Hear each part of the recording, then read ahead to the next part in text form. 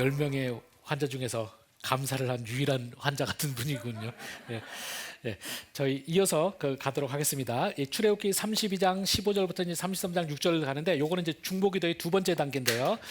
이제 그 내용을 보시면 제가 이제 우리 남은 시간 안에 해서 나가야 될 게 있으니까 보자면 이제 5개 단락으로 여기가 나눠지게 됩니다. 그래서 이렇게 32장 15절부터 20절은 여러분이 다 아시다시피 이제 모세가 하나님께 용서를 받아낸 다음에 산 아래로 내려와 가지고 262페이지입니다. 산 아래로 내려와서 이제 돌판 깨고 황금송아지 갈아서 이스라엘 백성들 마시게 하고 이런 내용 나오는 거고요. 그 다음에는 이제 아론에게 이제 넌 도대체 뭐 했냐 따지는 내용 나오고요.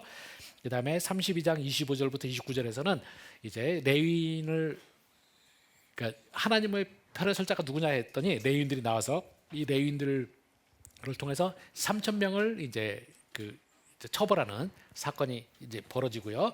그 다음에 32장 30절부터 35절은 모세가 이제 두 번째 중보기도를 하는 내용입니다. 그리고 33장 이제 1절부터 6절은 이제 그 중보기도의 결과로 이제 후속적으로 나오는 내용이 진행이 됩니다.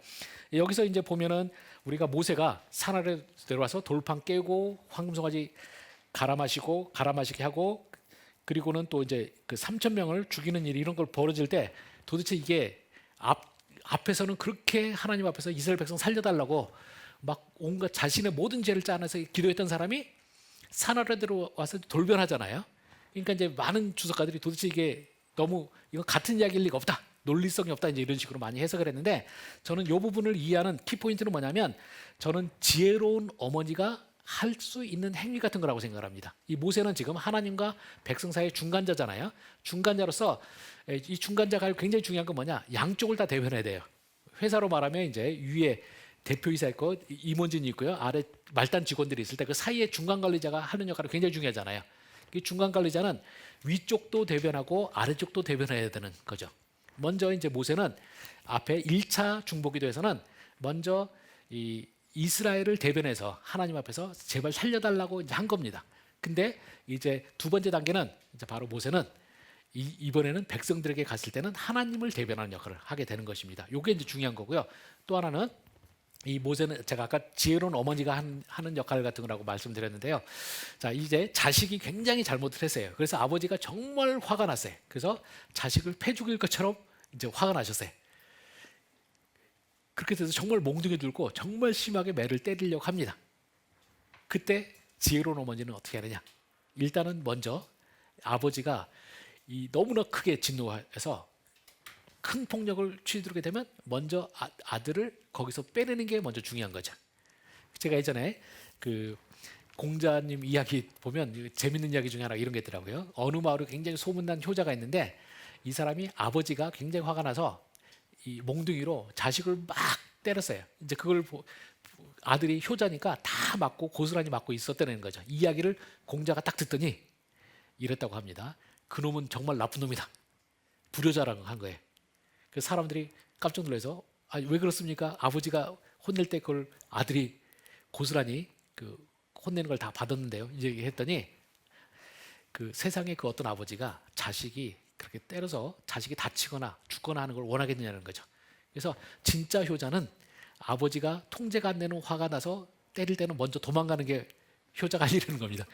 그래서 도망쳐가지고 숨어 있다가 아버지가 화가 이제 통제가 될 때쯤, 누그러졌을 때쯤 돌아가고 이제 그때 가서 아버지 정말 잘못했습니다. 이게 진짜 효자다. 공자님이 그런 이야기를 했다고 합니다. 근데 이제 그것처럼 여기서 이제 모세는 지혜로운 어머니로서 어떻게 하느냐? 아버지인 하나님이 너무나 화나셨을 때는 먼저 아버지로부터 이제 이 자식을 빼내는 게 먼저 할 일이라는 겁니다. 근데 빼낼 때 아까 말한 것처럼 아버지가 너무 화가 나 있으면 엄마가 어떻게 하겠습니까? 적당히 여보 제발 봐주세요 이렇게 하면 안 돼요. 아버지가 막 미친 듯이 화를 내면 엄마는 더 미친 듯이 날뛰어야 되는 거죠. 그래서 막 같이 푸닥거리 해가지고 아마 아버지가 당황해서 왜 이러세요 할 때까지 이제 해서 자식을 일단 빼내는 게 포인트예요. 빼내서 일단 아버지의 진노로부터 빼내서 옆방으로 갑니다.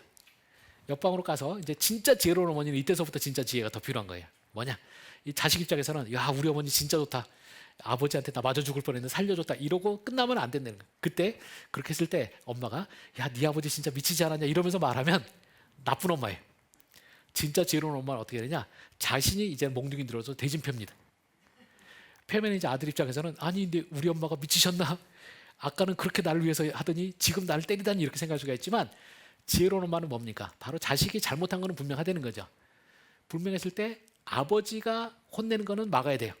왜냐? 아버지의 진노는 통제가 안 될 수가 있어요. 그렇기 때문에 거기서 일단 빼내는 게 중요한 거죠. 그렇게 데려와 가지고는 엄마는 때려도 돼요. 왜냐하면 엄마는 여기서 제3자로서 분노가 통제가 되거든요. 그래서 통제가 되는 상태에서 바로 자식에게 네가 한 행동이 뭐고 그것이 어떤 위험을 가질 수 있는지를 다 말해주면서 너는 여기서 분명히 반성해야 된다. 이런 차원에서 엄마는 통제된 훈계를 해서 때릴 수가 있는 겁니다. 바로 저는 이 두 번째 단계에서 이 두 번째 중보기도 단계에서 모세가 하는 일이 이거라고 생각합니다. 그래서 이 모세는 이제 아까 했던 그 여기 네 번째 단원 32장 30절에서 35절에 가서 하나님한테 기도하러 가기 전에 모세는 일단 산 아래서 이 하나님 앞에서 두 번째 중보기도를 하기 위한 이제 어떤 절차들을 쌓아나가는 거죠. 그 속에서 잘못했던 사람들 아론과 이스라엘 백성들에게 이제 그 자신들의 잘못이 뭘 했는지 그것이 어떤 식으로 원래 혼났어야 되는지를 보여주는 역할을 한다는 겁니다.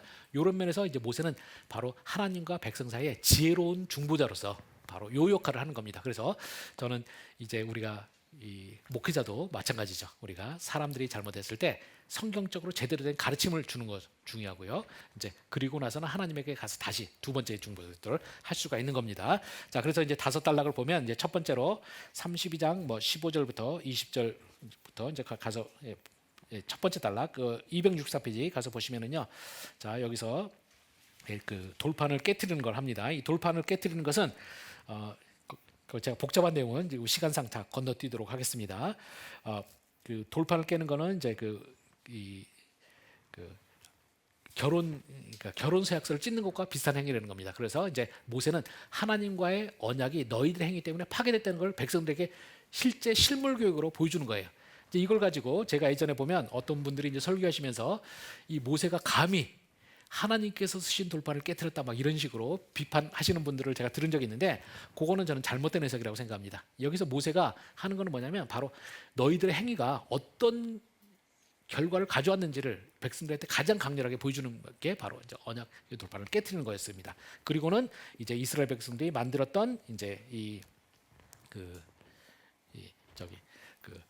이제 황금 송아지를 갈아서 마시게 하는 거죠. 이제 그런 식으로 하는 거고요. 이제 그런 모든 것들이 260페이지 아래쪽에 가서 보시면은 있듯이 이 모세가 이런 식으로 행동하는 거는 바로 이중적 관계에서 하는 거죠. 그래서 우선 그는 이스라엘 백성을 향해서는 하나님을 대변하는 역할을 한다는 겁니다. 그렇지만 또는 여호와 앞에서는 이 백성을 대표자로서의 역할을 한다 하는 겁니다. 그래서 이 도우즈만이라는 학자가 말했는데 하나님의 종인 동시에 이스라엘의 영웅이다라고 했고요. 그래서 아래 좀 인용문 읽겠습니다.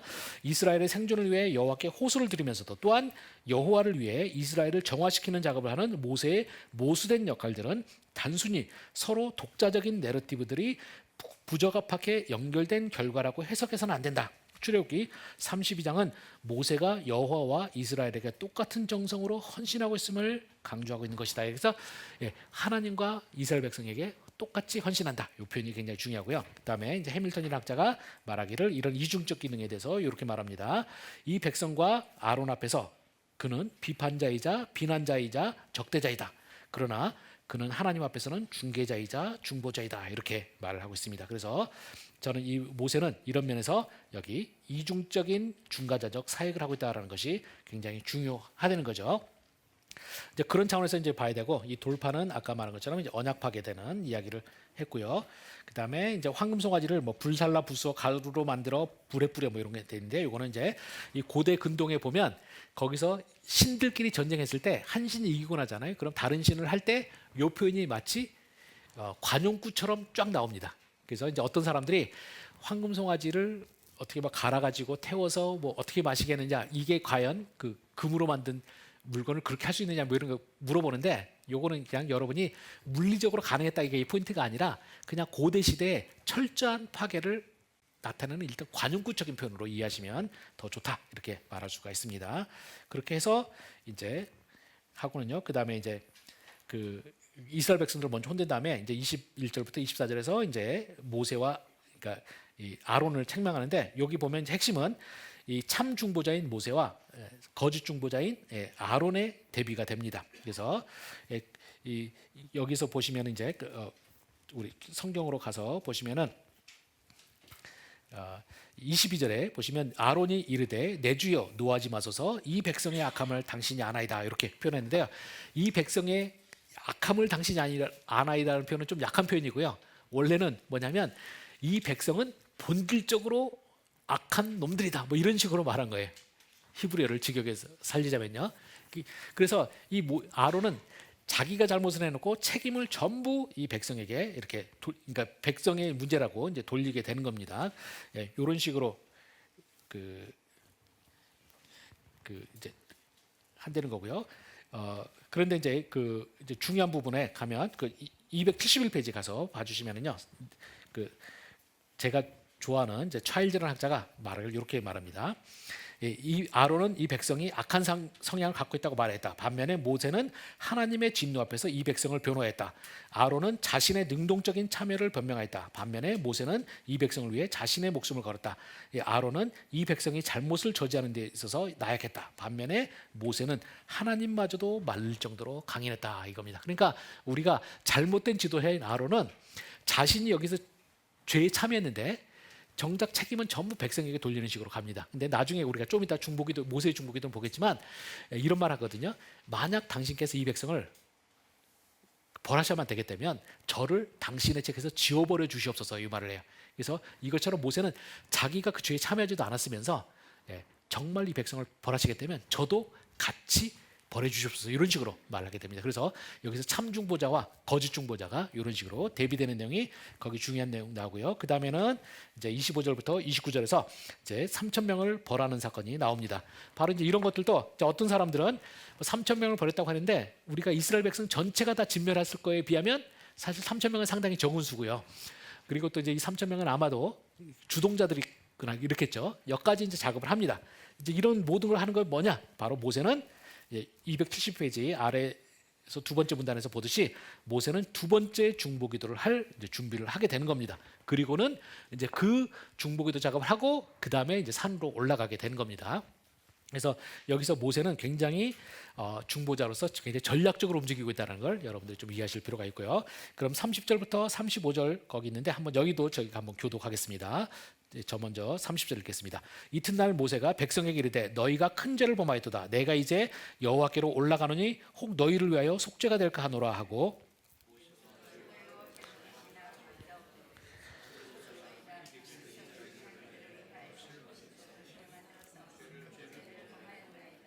그러나 이제 그들의 죄를 사하시옵소서. 그렇지 아니하시오면 원하건대 주께서 기록하신 책에서 내 이름을 지워버려 주옵소서.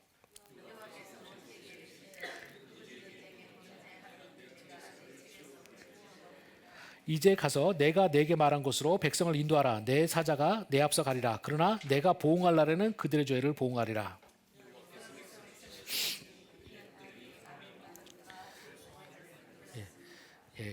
여기서 이제 그 본문으로 돌아와서 보시면 이제 이 모세는 자 이제 30절에서 이튿날 나갑니다. 이 이튿날이라는 표현은 성경에서 새로운 시작을 알리는 날일 수도 있습니다. 그래서 이제 이 모세는 백성에게 이제 그 죄의 심각성을 이제 하나님 앞에서는 막 중보기도 했지만 백성에게 가서는 너희 죄가 얼마나 심각한 건지를 깨달아라 해서 모든 작업을 하고요. 그리고 이제 하나님을 대신해서 아까 말한 것처럼 지혜로운 어머니가 아들을 맴매하는 것처럼 백성들을 일부를 벌한 다음에 이 모세는 이제 새로운 중보기도를 하러 간다는 겁니다. 그래서 이제 그 30절에 시작할 때 베아타라는 말을 써요. 아까도 하나님이 자 베아타 하면서 이 백성을 진멸하고 너를 큰 나라가 되게 하려고 했는데 모세도 이제 이 표현을 다시 씁니다. 그래서 여기에 상당히 중요한 내용이 나온다는 걸 볼 수가 있고요. 특별히 황금송아지에게 전체에서 이 표현이 총 6번 쓰이는데 그중에 3번이 지금 이 두 번째 중보기도에 몰려 있어요. 그러니까 지금 굉장히 중요한 내용이 진행되고 있다는 걸 볼 수가 있고요. 여기서 이 모세는 먼저 이제 이 두 단계 할 때 제가 이 시간이 있으면 이걸 좀 더 굉장히 영화 기법이랑 비교해서 좀 할 텐데 지금 현재는 잘 안 되고요. 마치 영화 카메라가 이 모세의 행동을 이 산 아래에서부터 쫙 하나님께 만나는 과정을 전부 이 영화의 소위 롱테이크 기법이라고 하죠. 화면을 안 끊고 계속 진행되는 거죠. 갑니다. 그래서 요게 이제 영화에서 이런 장면, 롱테이크가 찍히면 상당히 감정적으로 고조되는 경향이 있어요. 바로 지금 좀 약간 그런 대목이라고 생각하시면 되겠습니다. 그래서 이제 탁 가면서 이제 30절에서 베아타라고 말하면서 백성들에게 말할 때 이제 그 30절 보시면은 이렇게 너희가 큰 죄를 범하였도다 이렇게 말을 합니다. 이렇게 이제 백성에게 말하면서 하고요. 여기서 이제 내가 이제 여호와께로 올라가느니 혹 너희를 위하여 속죄가 될까 하노라라고 되어 있는데요. 저는 여기서 제가 제 레위기 수업에서 제가 여러분들에게 말씀드린 적이 있지만 여기 혹 또는 이 혹시라는 표현이 굉장히 중요한 표현입니다. 히브리어로 울라이라고 하는 표현인데요. 이 울라이라는 표현이 굉장히 중요해요. 제가 성경에서 진짜 하나님 앞에서 용서받는 중보기도들이 이루어질 때 또는 죄인이 진짜 회개할 때 보여지는 표현이 바로 이 혹시라는 표현이에요. 바로 뭐냐? 그러니까 모세는 지금 하나님 앞에서 두 번째 중보기도를 하기 위해서 여러 가지 작업을 하고 왔잖아요. 자기는 정성을 다 했는데 이 정도 했으면 모세가 백성 앞에서 좀 잘난 척할 수도 있잖아요. 자, 이제 너희들은 큰 죄를 졌는데 내가 이제 이런 작업들을 다 했으니까 하나님께서 이 정도 했으면 하나님도 용서하시라 이렇게 말할 수도 있는데 그렇게 말 안 한다는 겁니다. 바로 최종적인 용서의 주권은 하나님께서 갖고 계시기 때문에 여기서 혹시라고 말하는 거예요. 그래서 백성들한테 중보기도의 성공을 약속하지 않고 그냥 이렇게 혹시라고만 말하고요. 제가 레위기 책에서 그 제사와 속죄의 관계라는 섹션에서 제가 다룬 적이 있는데 이 정말 성경에서 진짜 용서받는 회개의 경우에는 항상 그 혹시라는 표현을 쓴다는 거죠. 바로 이게 죄인이 진짜로 겸손을 보이는 거죠. 바로 자신들 우리 인간이 아무리 하나님을 위해서 용서받기 위해서 노력을 해도 그것이 결코 하나님의 용서를 보장할 수는 없다는 겁니다. 그렇기 때문에 우리는 하나님의 주권 앞에서 우리가 겸손하게 이제 혹시 소망만을 표현할 뿐이죠. 그 이상을 우리가 할 수는 없다는 거예요. 그러면서 굉장히 중요하고요. 그리고는 이제 31절, 32절에 가면 모세는 하나님 앞에 올라갔을 때 다시 한번 그 큰 죄라는 표현을 씁니다. 그래서 이 모세는 이 하나님 앞에 나갈 때 절대 자신들의 죄에 대해서 뭐를 하거나 또는 이제 모세가 이렇게 큰 죄 졌지만 내가 이렇게 했으니까 용서해 주세요 이런 식으로 안 한다는 거죠. 그냥 이 큰 죄는 큰 죄로 남는다는 걸 말합니다. 그리고 이걸 가지고 제가 아까 말한 것처럼 중보기도를 할 때 그 죄에 초점을 맞춰서 기도를 하지 않는다는 거예요. 중요한 건 이 모세는 32절에서 이렇게 말합니다. 그러나 이제 그들을 죄를 사하시옵소서 하고 용서해달라는 말하고요. 그리고 나서는 이제 후반절 그렇지 아니하시면 원하건대 주께서 기록하신 책에서 내 이름을 지워버려 주시옵소서 이렇게 말해. 자, 이 모세는 이렇게 말한 거죠. 그러니까 하나님 아버지 이 백성이 큰 죄를 졌고 근데 하나님께서 정말 이 백성 용서해 주셨으면 좋겠습니다라고 말하는 거예요. 근데 만약에 하나님께서 용서해 주시지 않으시겠다면 그거는 어쩔 수 없으니까 제가 받아들이겠습니다. 그렇지만 이 백성을 벌하실 때 저도 같이 벌해 주시옵소서라고 말하는 거죠. 이게 굉장히 중요한 기도고요. 제가 거기 그 중간에 써놨지만 세상에서 하나님이 가장 하나님에게 곤란한 일이 바로 이거예요. 죄인을 벌하시는데 거기에 의로운 사람도 같이 벌하시는 걸 제일 못하는 거예요. 그래서 이 모세는 자기는 이 백성이 용서를 받기 위해서 진정성을 갖고 기도를 했지만 이게 하나님에게는 굉장히 어려운 숙제가 된다는 겁니다. 그래서 이렇게 했을 때 지금 제가 여기 좀 복잡한 내용을 써놨어요. 막 하나님의 대답과 모세의 말 사이에 3단 논법 뭐 등등등 뭐 이런 거 있는데요. 되게 재밌는 내용이니까 그건 읽어보시길 바라고요. 결국 이제 하나님은 이 모세가 그러니까 하나님께서 모세를 벌하실 수 없으니까 어떻게 되느냐? 이제 백성들이 여기서 이 모세의 진정성을 있는 그 헌신에 이제 하나님께서는 아주 애매모호한 대답을 하세요. 확실하게 용서해 주겠다는 안 하시고요. 단지 모세 때문에 이 백성에게는 한 단계 하나님과의 관계가 좀 더 가까워질 수 있는 게 나옵니다. 그것이 이제 뭐냐면 33절, 34절에서 보면 이렇게 말합니다. 여호와께서 모세에게 이르시되 누구든지 내게 범죄하면 내가 내 책에서 그를 지워버리라. 해서 하나님은 원론적인 말씀 안 하세요. 바로 죄 지은 사람은 내가 반드시 벌하겠다 이렇게 말씀하시고요. 그런데 이제 벌할 사람은 벌하지만 34절에 보면 이제 모세에게는 이렇게 말하는 거죠. 이제 가서 내가 내게 말한 것으로 백성을 인도하라. 내 사자가 내 앞서 가리라. 그러나 내가 보응할 날에는 그들의 죄를 보응하리라 해가지고 이제 하나님께서는 아직은 용서하지 않으신 거예요. 그래서 이제 모세가 내가 너를 죽일 수는 없으니까 너는 이제 가라는 거고요. 가는 김에 이 백성이 패키지처럼 따라가도록 하는 거예요. 그렇지만 내가 벌할 때는 반드시 언젠가 반드시 벌하겠다라고 하나님께서 이제 말씀하신 거고요. 이 35절이 이 본문에서 제일 어려운 대목이고 제가 아까 95% 제가 해석에 자신이 있는데 5% 남았다고 했는데 바로 35절이 좀 어렵습니다. 요거는 제가 볼 때는 출애굽기의 이 본문의 맥락 속에서 좀 약간 벗어난 이야기라고 저는 생각이 듭니다. 그러니까 나중에 하나님께서 벌하시겠다는 부분이 혼난 때도 있다 이 말을 말하는 약간 본문에서 살짝 벗어난 내용이라고 저는 이제 생각을 하고요. 하여튼 그래서 하나님께서는 일단 모세가 이렇게 헌신하는 속에서 이 백성과 함께 죽겠다고 하는 속에서 하나님께서는 모세에게 은혜를 베푸시는 김에 이 백성에게도 살짝 은혜를 주신 겁니다. 그리고 나서는 이제 33장 1절부터 6절에 가서 보시면 이제 이 모세가 이제 살짝 열어놓은 이제 중보의 조금 그러니까 용서의 조금 더 큰 틈으로 이제 내용이 이제 그 뭐죠 기회가 좀 더 열리는 내용이 나오는데 저희가 한번 읽어보겠습니다. 33장 1절부터 6절입니다. 한번 교독하겠습니다. 여호와께서 모세에게 이르시되 너는 내가 애굽 땅에서 인도하여낸 백성과 함께 여기를 떠나서 내가 아브라함과 이삭과 야곱에게 맹세하여 내 자손에게 주기로 한 그 땅으로 올라가라.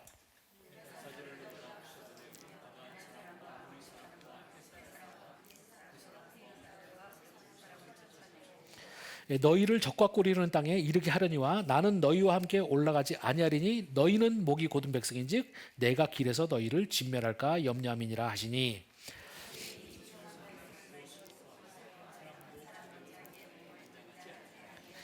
여호와께서 모세에게 이르시되 이스라엘 자손에게 이르라 너희는 목이 곧은 백성인즉 내가 한순간이라도 너희 가운데에 이르면 너희를 진멸하리니 너희는 장신구를 떼어내라 그리하면 내가 너희에게 어떻게 할 것인지 정하겠노라 하셨습니다. 자, 요게 이제 그 두 번째 중보기도의 이제 마지막 단계인데요. 아까 했던 그 중보기도 결과로 이제 하나님께서 약속의 땅에 모세를 보내시면서 그냥 겸해 이제 모세가 인도하는 백성까지 가게 해주셨어요. 그렇지만 여기서 이제 그 보시면 그 이제 1절에서 그래서 하나님께서 내가 가게 해주겠다라고 2절에서 또 사자를 너보다 앞서 보내어서 심지어는 가나안 백성까지도 다 무찔러 주겠다라고 하십니다. 여기서도 이제 사실 주석가들이 헤매는데요. 왜 그러냐면은 2절에 나오는 내가 사자를 너보다 앞서 보내어 이렇게 했던 이야기가 사실은 어디 나오냐면요. 출애굽기 23장으로 한번 가서 봐주시기 바랍니다. 출애굽기 23장 가서 보시면 이제 시내산 언약이 잘 이루어졌을 때 그 하나님께서 그 23장 20절부터 33절까지 보면 이제 하나님께서 이제 이스라엘 백성들이 하나님의 약속대로 잘 지키고 있으면 하나님께서 주시는 선물이 이제 바로 20절부터 20절부터 33절까지 나오는데요. 거기서 보시면은 23절에 보시면 내가 내 사자가 내 앞서 가서 너를 아모리 사람과 헷 사람과 부르스 사람과 가나안 사람과 히위 사람과 여부 사람에게로 인도하고 나는 그들을 끊으리니 해서 하나님께서 원래는 시내산 언약이 잘 진행돼서 이스라엘 백성 잘 지켰으면 하나님께서 대신 가나안 땅도 내가 정복해주고 너희들이 그 땅을 살게 하겠다 이렇게 하신 거예요. 그리고 그 일을 위해서 당신의 사자, 그 천사를 먼저 보내갖고 이런 일을 하겠다고 하신 거예요. 근데 이게 아까 우리가 봤던 출애굽기 33장으로 가서 보시면 33장 2절에 요 말씀이 그대로 나오거든요. 자, 그러니까 이제 학자들이 어떻게 생각하느냐?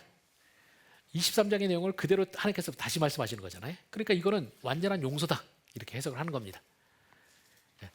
그렇게 됐는데 이거는 너무 단편적인 거고요. 사실 보면은 이 2절의 말씀은 3절과 같이 연결해서 봐야 된다는 겁니다. 3절에서 보시면 이제 내가 가나안 땅도 너희들 위해서 차지하게 해주겠다까지 하시지만 3절에 너희를 적과 꿀이 흐르는 땅에 이르게 하려니와 나는 너희와 함께 올라가지 아니하리니 너희는 목이 곧은 백성인즉 내가 길에서 너희를 진멸할 감이라 해서 여전히 이스라엘 백성들은 하나님 앞에서 목이 곧은 백성으로 남아 있어요. 그리고 그렇다 보니까 거룩하신 하나님이 위험한 거룩성 가지신 하나님이 함께 갈 수가 없는 거죠. 그래서 하나님이 나는 이제 내가 사자를 보내서 약속의 땅 차지하는 것까지 해주겠고 그렇지만 나는 너희와 함께 못 가겠다. 그러니까 성막은 취소된 거죠. 그리고는 왜냐? 내가 너희들을 보면 한순간이라도 함께 있으면 죽일 것 같다는 거죠. 그래서 마치 이런 겁니다. 우리가 부부가 아까처럼 누가 한쪽에 사고 쳐가지고 했을 때 이 부부 그 자기 배우자만 보면 꼴 보기 싫어 죽겠는 거예요. 패고 싶은 상황이에요. 근데 이제 하여튼 어찌됐건 참아주려 해갖고 참고 있어요. 근데 가만히 서로 이제 별거 해갖고 각방 쓰고 있을 때 이제 자기 방 있을 땐 괜찮은데 밥 먹을 때나 이 인간을 이 화상을 딱 보는 순간 갑자기 다시 빡 도는 거죠. 그러면서 이 인간을 내가 패봐라 이제 이런 식으로 되는 거랑 마찬가지예요. 그러니까 그래서 여기서 아직 하나님은 용서하지 않으셨다는 겁니다. 요게 이제 두 번째 단계고요. 저는 여기서 모세는 세 번째 중보기도를 하는데 저는 모세의 영성이 상당히 중요하다는 겁니다. 아마 우리가 현실에 우리 같으면 어떻게 됐습니까? 우리 영성이 낮은 이제 우리는 하나님께서 내가 너를 보면 죽일 것 같으니까 못 가겠다. 근데 대신에 내가 예전에 약속했던 것처럼 가나안 땅 다 차지하게 해주고 그쪽 거기 적과 구르는 땅 줄 테니까 거기 가서 너는 살아라. 나는 너희랑 함께 안 가겠다 이러면 아마 많으신 분들은 이 말을 듣고 하나님 아버지 뭐 약속의 땅 주시겠다면 오케이 제가 그 제안 받아들이겠습니다. 뭐 당신과 같이 못 가서 섭섭하지만 뭐 땅 주신다니까 땅으로 만족하고 말죠. 이렇게 넘어갈 거예요. 근데 이 모세는 두 번째 단계도 진짜 회복이 아니라고 보는 거죠. 그래서 세 번째 단계 중보가 기도가 하게 되는 거고요. 그 세 번째 하기 전에 이제 4절 5절에서 보시면 아까 3절과 거의 비슷한 말이지만 여기서 보시면 이렇게 말하죠. 여호와께서 모세에게 이르시기를 이스라엘 자손을 이르라 너희는 목이 곧은 백성인즉 내가 한순간이라도 너희 가운데서 이르면 너희를 진멸하리니 너희는 장신구 떼어내라 그리하면 내가 너희에게 어떻게 할 것인지 정하겠노라 해서 하나님께서 한순간이라도 너희 보면 죽을 것 같은데 그리고 너희는 여전히 나에게 목이 곧은 백성인데 그렇지만 니들이 이제 장신구 몸에서 장신을 떼내면 그러니까 반성하는 태도를 보이면 내가 혹시 어떻게 될지 생각해 보겠다라고 한 게 이제 두 번째 기도의 마지막까지 이렇게 된 거고요. 그랬더니 6절에서 이스라엘 백성들이 다 장신구를 떼내서 반성하는 내용이 나옵니다. 이제 그리고 나서 7절부터 11절은 그 축구로 말하면 뭐 같은 거냐면요. 전 후반 사이에 우리 중간에 쉬는 시간 있잖아요. 그 시간에 쉬는 시간에 이제 작전 회의도 하고 막 이런 식으로 되잖아요. 이제 그런 거 같은 거라고 생각하시면 됩니다. 근데 이제 중요한 건 뭐냐? 이 부분은 제가 시간이 이건 사실 많아야지 설명할 수 있는 부분이고요. 시간이 적으면 제가 말해봤자 여러분이 막 머리가 어지러질 하실 거예요. 요거는 사실 히브리어도 잘 알아야 되는데 일단 뭐냐면 제 입장은 뭐냐면요. 우리 저기 교재상으로 쭉 넘어가셔가지고 여기 280페이지 나오는 이제 그 회막 본문이라고 불리는 진박교 회막이라고 하는 본문이죠. 근데 요거에 대해서는 여러분이 어디를 제대로 된 거는 어디를 보셔야 되냐면 365페이지 가서 보시면 부록 3이 있고요. 부록 3에 가셔서 여기 보시면은 제가 출애굽기 33장 7절에 회막 기사에 대한 서사비평적 해석 뭐 해갖고 뭐 몰시간적 기법이라는 우리나라 사람들은 쓰지 않는 용어를 써서 제가 쫙 설명을 해놨습니다. 거기 가서야 진짜는 이해할 수 있고요. 여기서 간단하게 말하면 이거는 제가 아까 말한 것처럼 이거는 전후반 사이에 쉬는 시간 같은 거다. 그래서 황금송아지 이야기 사이에 사실 연결이 안 돼 있습니다. 그리고 이제 연결이 안 돼 있을 때 중요한 거는 뭐냐면요. 우리가 앞에 32장 1절부터 33장 6절까지 그리고 33장 12절부터 34장 35절까지 여기는 쭉 연결된 이야기인데 그 사이에 있는 33장 7절부터 11절은 사실은 이 시간의 흐름 속에서 빠져 있는 이야기예요. 그래서 이거를 소위 요거는 이 단회적 사건들 한 번 일어난 사건들을 묘사하는 거고요. 요 33장 7절부터 12절은 사실은 반복 시제라는 걸 씁니다. 그래서 반복적으로 일어난 사건들을 묘사하는 겁니다. 그래서 영어에서 보시면 과거의 습관을 나타낼 때 used to라든지 would 쓰는 거 있잖아요. 그래서 뭐뭐 하곤 했다라는 이런 내용입니다. 그래서 요거는 전혀 히브리어를 딱 보시면은 단회적으로 벌어진 사건이 아니라 자주 벌어졌던 사건을 압축해서 하나로 해놓은 이야기예요. 이제 요점이 굉장히 중요합니다. 그래서 시간의 프레임 속에서 얘는 밖으로 빠져나가 있는 이야기다라는 걸 여러분이 좀 아실 필요가 있습니다. 요게 지금까지 학자들이 요걸 이해하지 못하니까 헤맨 거예요. 그래서 제 박사 논문에서 요걸 썼고 그러니까 성경신학자들이 전혀 안 쓰던 그 방법을 가지고 제가 이걸 설명을 했고요. 그랬는데 제 논문이 나온 20년 후에도 아직까지도 가장 최근에 나온 주석까지도 요걸 몰라요.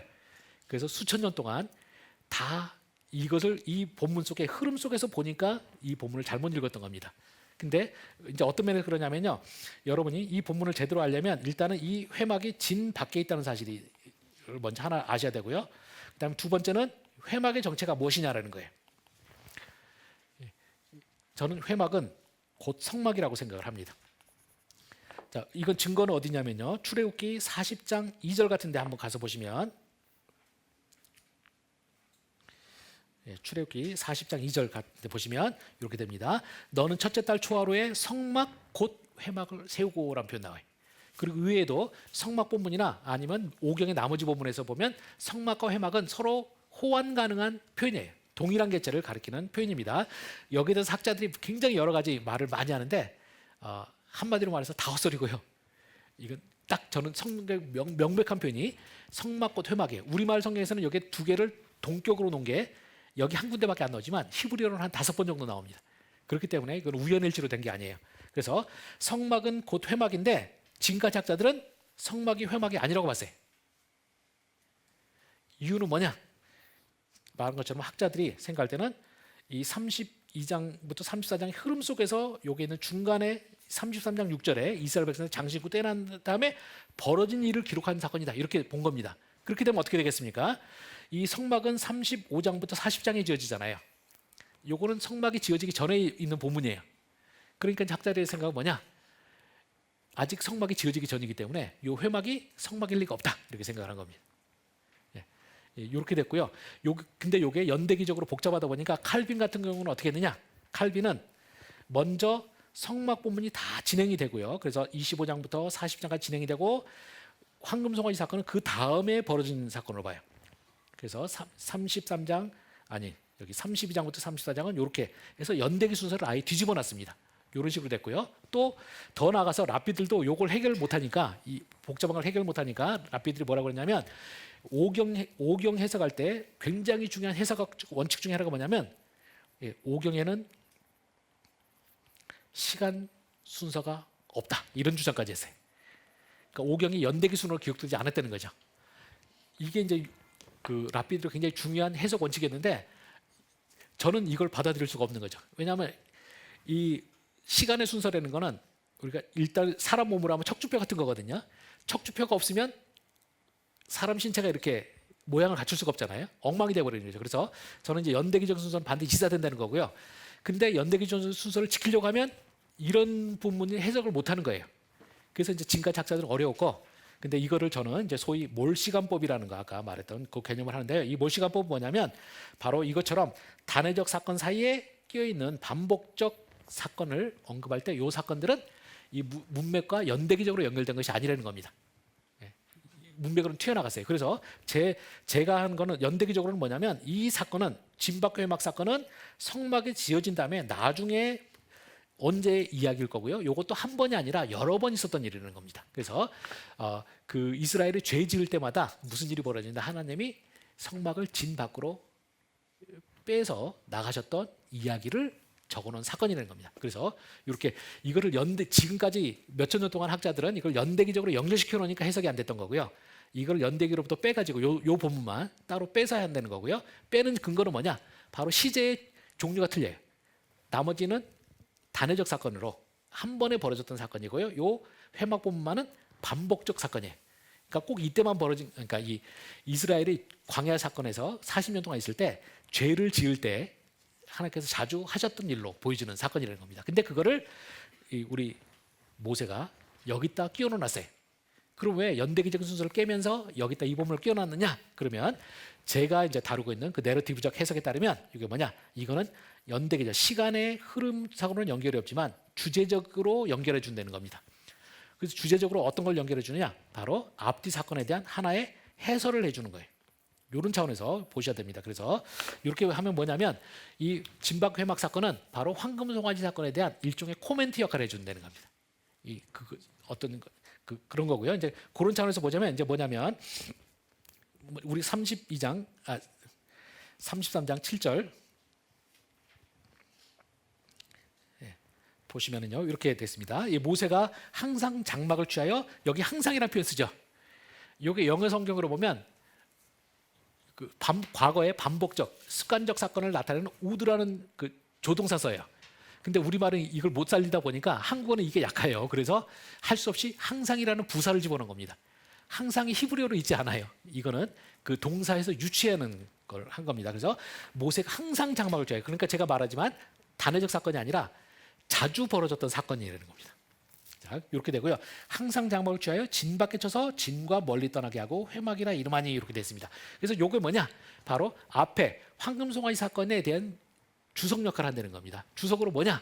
바로 하나님과의 관계가 깨지면, 그러니까 이스라엘이 하나님의 죄를 지으면 어떻게 되느냐 할 때 바로 이 하나님 관계가 분리된다는 걸 보여주는 겁니다. 그래서 여러분이 원래 성막은 원래 어디 있어야 되는 겁니까? 진 안에 있어야지 정상이잖아요. 근데 이스라엘이 죄를 짓게 되면 하나님께서 택할 수 있는 가능성이 저는 크게 두 가지라고 생각해요. 첫 번째는 우리가 황금송아지 사건 앞에서 봤듯이 하나님께서 이스라엘을 진멸하시면 돼요. 심판해 버리시면 됩니다. 근데 이렇게 되면 이스라엘에게 너무나 위험한 일이에요. 바로 이 속에서 하나님께서 은혜를 베푸실 수 있는 방법 뭐냐? 바로 그 거룩하신 위험한 것으로 가지신 하나님이 자리를 피해 주시는 거죠. 그게 진 밖으로 하나님께서 자신의 성막을 빼떼는 겁니다. 그래서 진 밖의 회막이라는 것에 대해서 칼빈은 이제 뭐라고 해석했느냐? 바로 진 밖의 회막은 돌판처럼 하나님과 이스라엘의 이혼의 상징이다 이렇게 했어요. 그래서 이제 그걸 통해서 바로 죄가 하나님과의 관계에 어떤 영향을 미칠 수 있는지를 이제 보여주는 겁니다. 자, 이게 이제 첫 번째 해설이고요. 근데 이제 두 번째는 뭐냐? 제가 33장 7절 후반절에 가서 보시면 이렇게 되어 있습니다. 여호와를 앙무하는 자, 이 앙무라는 게 여호와를 찾는 자죠. 여호와를 찾는 자는 다 진박 회막으로 나아가며라고 되어 있어요. 그래서 이제 하나님 만나고 싶은 사람이 나가면 하나님이 다 만나 주시는 거예요. 요게 저는 이제 제가 굳이 해설을 하자면 이 하나님과 이스라엘은 지금 이혼했어요. 근데 이 이혼이 상당히 요상한 이혼이라는 겁니다. 왜냐하면 정상적으로 서로 미워서 이혼했으면 어떻게 됩니까? 상대방이 자기 이혼한 원래 배우자 만나러 오면 어떻게 하겠습니까? 바로 너 죽을래? 그러면서 너 내 눈에 한 번만 더 띄면 죽는다 막 이런 식으로 나가야 되잖아요. 근데 하나님이 분명히 진 밖으로 뺐는데 그 이스라엘 가운데서도 이제 하나님을 간절히 사모하는 사람들이 있을 거 아니에요. 이 사람들이 오면 하나님께서 다 받아주시는 거예요. 그래서 제가 이 이혼이 굉장히 이상한 이혼이라는 겁니다. 이혼했는데 하나님께서 관계의 끈을 끊지 않으셨어요. 그랬고요. 이제 그 상태에서 보면 이제 8절부터 쭉 11절까지 보면 그 모세가 또 하나님 만나러 이제 가잖아요. 그럼 이스라엘 백성들이 굉장히 존경의 모습을 보입니다. 그래서 모세가 하나님 만나러 갈 때 다 일어서 가지고 모세가 가는 걸 봐요. 그리고 회막 속에 들어가서 하나님과 만나서 이야기하는 걸 다 보고요. 모세가 또 돌아올 때까지 다 서 있습니다. 바로 이 모습 자체가 뭐냐? 바로 황금송아지 사건을 시작할 때 모세한테 그랬다고 그랬잖아요. 이 모세, 이 인간 하면서 조롱의 표현을 했잖아요. 근데 여기서는 이스라엘 백성들이 모세에게 굉장히 존경심을 보이는 거죠. 바로 이게 뭐냐? 바로 이스라엘 백성들이 잘못 속에서, 그러니까 이것도 반복적으로 벌어졌던 사건일 텐데 이스라엘이 하나님한테 크게 한번 혼나고 죽을 상황이 되면 이 굉장히 겸손해지는 거죠. 겸손해서 이제 모세와 하나님에게 굉장히 이제 친근하고 하나님을 사모하는 태도로 바뀌었다라는 겁니다. 그게 이제 포인트고요.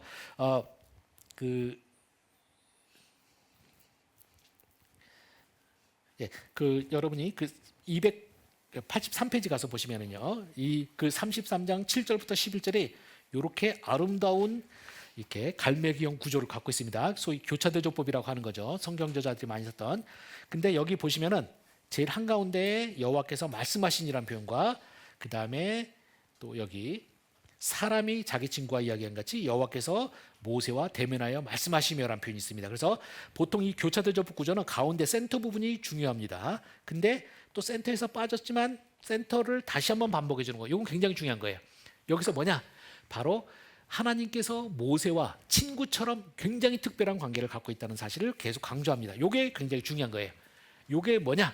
바로 이스라엘 백성이 아직 전반전에서 이스라엘 백성이 아직 용서받지 않았잖아요. 근데 그 상태에서 이제 33장 12절부터 다시 한번 모세가 이제 세 번째 중보기도로 들어갈 건데 바로 세 번째 중보기도의 희망이 뭐냐? 바로 하나님이 모세와 굉장히 특별한 관계를 갖고 있다는 사실이 굉장히 중요한 거예요. 그래서 바로 이것을 이 축구 전후반전의 사이에 껴있는 요 작전회의 같은 요 본문 속에서 바로 이제 준비를 하는 겁니다. 바로 이제 그 상태에서 이제 보셔야 되고요.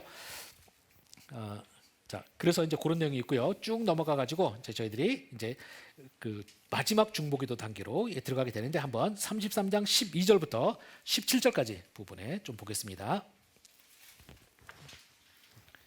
33장 12절부터 17절 본문에 한번 저희가 교독을 다시 한번 해보겠습니다. 이게 마지막 중보기도 해요. 자, 읽어보겠습니다. 먼저 저부터 읽겠습니다. 모세가 여호와께 아뢰되 보시옵소서, 주께서 내게 이 백성을 인도하여 올라가라 하시면서 나와 함께 보는 자를 내게 지시하지 아니하시나이다. 주께서 전에 말씀하시기를 나는 이름으로도 너를 알고 너도 내 앞에 은총을 입었다 하셨사온즉.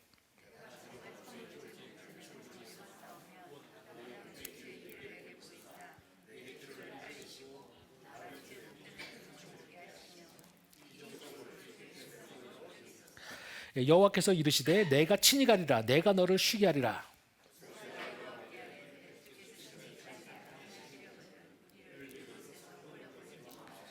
나와 주의 백성이 주의 목전에 은총을 입은 줄을 무엇으로 알리까? 주께서 우리와 함께 행하심으로 나와 주의 백성을 천하 만민 중에 구별하심이 아니니까.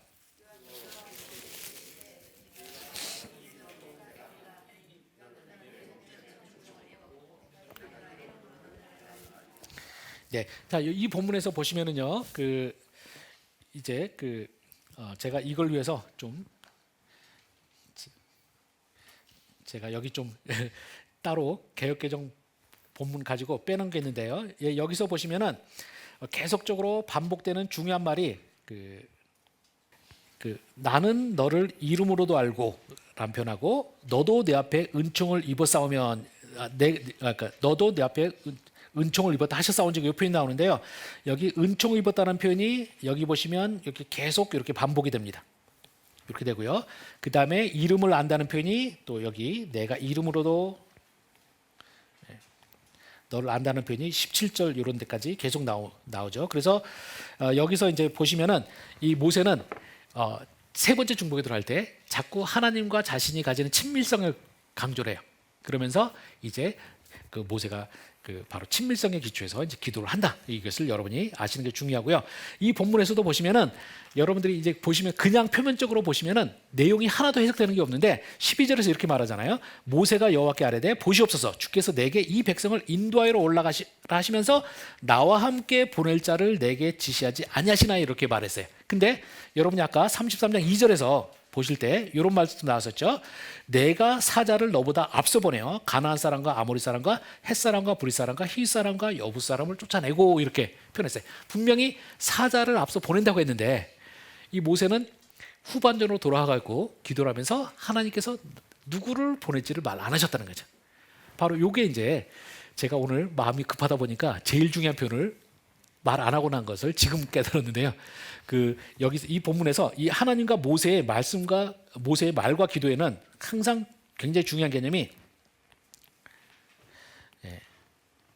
심오한 이중성이라는 개념입니다. 이 개념이 여러분이 제가 오늘 이게 사실 성경에서 제일 난해한 본문이라 제가 이 짧은 시간 안에 설명하기 참 힘든데요. 여러분이 제 말이 어려워 죽겠다 그러신 분은 제가 여러분에게 좋은 해결책은 제가 여러분에게 드린 보조 강의 안에 보시면 황금송아지 설교 어떻게 할 것인가 이렇게 써놨습니다. 저기 보면 제가 박사 논문이 완성되기 전에 핵심은 다 정확하게 잡아서 했던 건데요. 여기서 보면 제가 여기 심오한 이중성이라는 표현을 여기서 계속 쓰고 있습니다. 그래서 심오한 이중성이 어떻게 작동하는지를 갖고 해놨는데요. 하여튼 그래서 이 황금송아지 사건의 핵심은 뭐냐면 하나님이 화낼 때도 표면의 말과 표면의 진노와 속에 용서해주고 싶은 게 있어요. 모세도 하나님한테 중보기도 할 때 자신이 목표점들이 있어요. 근데 그거를 표면적으로 말 안 합니다. 그러면서 표면의 말과 속의 말이 살짝씩 틀려요. 이것을 그러니까 이 이중 구조를 갖고 있다는 사실 여러분 이해하시고 보시면 논리가 쫙 그러니까 밑면에 흐르는 게 진짜고요. 표면에 찰랑거리는 거는 진짜 말이 아닌 거예요. 요걸 알고 나시면 이게 논리적으로 쫙 연결이 되는데 이걸 자꾸 표면만 보면 계속 했던 말 또 하고 또 하고 뭐 하는 식으로 하는 거죠. 근데 이게 전혀 연결이 안 되는 것처럼 되는 겁니다. 바로 여기에서도 여러분이 바로 심오한 이중성 차원에서 이해를 하셔야 되는 거고요. 어디요? 이해를 하셔야 되는 거고요. 이제 그런 차원에서 보면 뭐냐면 이 모세가 33장 12절에서 나와 함께 보낼 자를 내게 지시하지 아니었나이다라는 말은 이 모세가 아까 봤던 2절의 말씀을 모세가 하나님께서 사자를 내 앞서 보낸다고 하셨던 말씀을 못 들은 게 아니에요. 모세가 진짜 하고 싶은 말은 뭐냐면 사자 보내는 걸로 제가 만족 못 하겠습니다. 앞에서 32장 2절에서 그렇게 말하고 33절에서 3절에서 그렇게 말했잖아요. 내가 너희들 중에 한순간이라도 함께 있으면 너희들 죽일 것 같다고 말씀하셨잖아요. 바로 모세는 이제 이 부분을 해결하고 싶어 하는 겁니다. 그러니까 제가 결론적으로 미루 말하자면 모세는 사자가 아니라 당신께서 가주셔야 되죠. 이 말을 하고 싶어 하는 거예요. 근데 이 말을 하기 위해서 모세는 예비적으로 말하는 게 나와 함께 갈 자를 말하지 않으셨습니다라고 이제 모세가 말하는 거예요. 요까지 던져놓고요. 여기서 계속 이 갖고 제발 같이 가주세요 이런 식으로 바지꼬랭이 잡고 모세는 안 하는 겁니다. 그리고는 이제 넌 다른 말로 돌아가요. 그 뭐냐? 하나님 아버지 제가 당신께 은총을 입었고 당신께서 나를 이름으로 알 만큼 특별한 관계죠라는 말을 12절 13절에서 계속 강조를 하는 겁니다. 바로 이게 모세의 작전이에요. 바로 하나님이 지금 한순간이라도 보면 죽일 것 같은 이스라엘에 초점을 맞추는 것이 아니라 바로 자기에게로 초점을 옮겨놓는 겁니다. 제가 하나님의 은총받은 사람이라는 걸 막 이제 말 강조하고요. 근데 그러면서 모세가 쓰는 작전이 뭐냐? 이 자신이 하나님으로 받는 은총에 이스라엘 백성들을 살살 밀어넣는 거예요. 그러니까 자신이 하나님의 은총 받는 걸 강조하면서 발로는 톡톡 이스라엘을 설설 밀어갖고 하나님의 그 은총으로 넣는 겁니다. 이거를 제 책에서 쓰기를 자신이 받는 은총에 자기 장수, 그러니까 여기 하나님이 여기 안에 계시고요. 그 다음에 모세가 하나님의 은총을 누리는 자기장이 여기 있어요. 그리고 이스라엘은 죄지어서 지금 밖으로 튕겨져 나가 있습니다. 근데 모세는 자신이 하나님으로 받는 은총을 계속 강조하는 과정에 어떻게 되느냐? 이스라엘을 입으로는 계속 하나님 앞에 저 당신과 특별한 관계 있고 저 당신 은총 받죠 이렇게 말하면서 발로는 살살 이스라엘 백성을 밀어넣는 겁니다. 그래서 이쪽으로 쭉 넣어가지고 결국은 이스라엘이 여기 안에 포함되도록 만드는 게 모세의 세 번째 기도의 작전이에요. 그래서 이 모세가 은총 받는다는 말씀을 두 번에 걸쳐서 막 한 다음에 마지막에 뭐라고 하느냐? 이 족속을 주의 백성으로 여기소서. 아까 말했던 너의 백성이라는 말이 여기 나옵니다. 그래서 이 말을 넌지시 톡 이제 지나가는 말처럼 톡 집어넣는 겁니다. 이렇게 했더니 하나님이 14절에서 이렇게 말합니다. 내가 여호와께서 이르시되 내가 친히 가리라. 바로 하나님이 모세의 의도를 이해하신 거죠. 바로 사자를 보내는 게 아니라 하나님이 직접 가시는 거 원합니다라고 말했어요. 여기서 이제 그 하나님이 바로 이걸 제대로 읽으셔서 오케이 내가 가주겠다라고 말합니다. 그러면서 하나님께서 말씀하시기를 내가 너를 쉬게 하겠다라고 말합니다. 여기 쉬게 한다는 말은 뭐냐? 앞에서 32장 10절에서 봤던 거, 이제 나 내버려 나 말리지 마라고 하셨던 그거랑 히브리어가 똑같아요. 그러니까 이제 하나님이 뭐냐? 이제 내가 너를 이제는 그냥 놔두겠다라고 하는 거예요. 그러니까 이 말은 하나님께서 이제 모든 거 다 끝내겠다 이렇게 말씀하신 겁니다. 근데 보면 짜증나게 모세가 15절 16절에서 또 기도를 해요. 이게 도대체 뭐냐 하는데 여기서 이게 영어 성경들이나 이런 게 다 잘못 번역했어요. 영어 성경 같은 경우는 내가 친히 가리라는 표현을 어떻게 하냐면요, I will go with you라고 이렇게 번역합니다. 그러니까 너 또는 너의 백성과 같이 가겠다고. 그래서 with you를 넣는데요, 사실은 with you가 없습니다. 그냥 내가 직접 가주마 이렇게 하나님께서 말씀하셨어요. 직역을 하자면 나의 얼굴이 갈 것이다 이렇게 말씀했는데요. 자, 여기서 모세가 왜 15절 16절에서 다시 기도하느냐 하는 건 뭐냐면 하나님께서 사실 굉장히 양보를 하신 거죠. 이제 사자 대신에 내가 직접 가겠다고 하셨는데 이 모세는 뭐냐? 제일 중요한 말이 아직 빠져 있는 겁니다. 성막신학에서 말하는 것처럼 하나님의 임재신학이잖아요. 임재신학은 뭡니까? 하나님이 너희와 함께 있는 거예요. 바로 모세는 하나님이 이 위도유를 빼먹은 거에 대해서 모세는 다시 한번 파고드는 겁니다. 그래서 15절 16절에서 이렇게 말합니다. 모세가 아뢰되 주께서 친히 가지 아니하시려거든 우리를 이곳에서 올려보내지 마옵소서. 여기서 친히 가지 아니하시려고는 이 부분도 사실은 많이 성경이 잘못 번역하고 있는데 모세가 여기서 넣는 건 뭐냐면요, 당신께서 우리와 함께 가지 아니하시려거든 이걸 넣어요. 그럼으로써 앞에랑 차별이 됩니다. 그렇게 하면서 이제 모세가 결국 이제 모세가 하고 싶었던 이제 지금까지 계속 숨겨왔던 말이 뭐냐? 이제 하나님께서 예전에 성막을 통해서 우리와 함께 하실 때처럼 그렇게 해주시옵소서. 마지막 이제 요구를 하면서 이 모세가 말합니다. 그래서 친히하지 아니하시려거든 우리를 이곳에서 올려보내지 마옵소서 이렇게 말하고요. 이제 나와 주의 백성이 주의 목전에서 은총을 입은 줄을 무엇으로 알리까라고 하는데요. 여기서 보시면 모세가 이렇게 말합니다. 우리와 함께 가지 아니하시려거든 우리를 쓴 다음에요. 그 다음에 여기 사실 이게 우리말에 성경은 잘 번역을 잘못했는데 원래는 내가를 집어넣어야 됩니다. 그래서 내가 주의 목전에서 은총을 입은 줄을 이렇게 말하고요. 이 나라는 말을 부연 설명해서 어떻게 되냐? 그러니까 히브리어로 하면 내가 은총을 입은 줄을 즉 나와 내 백성 이렇게 돼 있어요. 내 백성입니다. 나와 너의 백성 그러니까 하나님의 백성이 은총을 입은 줄 해요. 그러니까 모세는 처음에는 이스라엘과 자기를 분리해서 이 백성이라고 불렀다가 이 백성을 어떻게 되냐? 이미 하나님은 우리라고 받아주지도 않으셨는데 모세는 자기의 받는 속에 이 백성을 끼워 넣는 겁니다. 그래서 나와 너의 백성 하나님의 백성이라고 말을 한 거고요.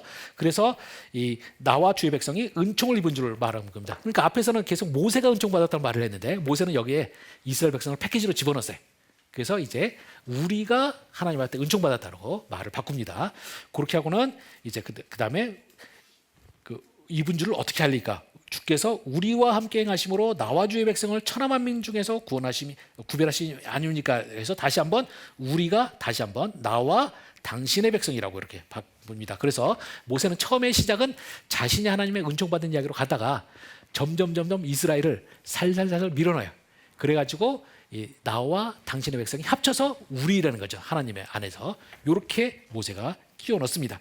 자, 하나님께서 이런 식으로 모세가 잔머리 굴리는 거 자신이 받는 은총 속에 이스라엘 백성 슬슬 뒷발로 밀어넣어가지고 싹 집어넣는 거. 우리 애들이 이런 짓 잘하잖아요.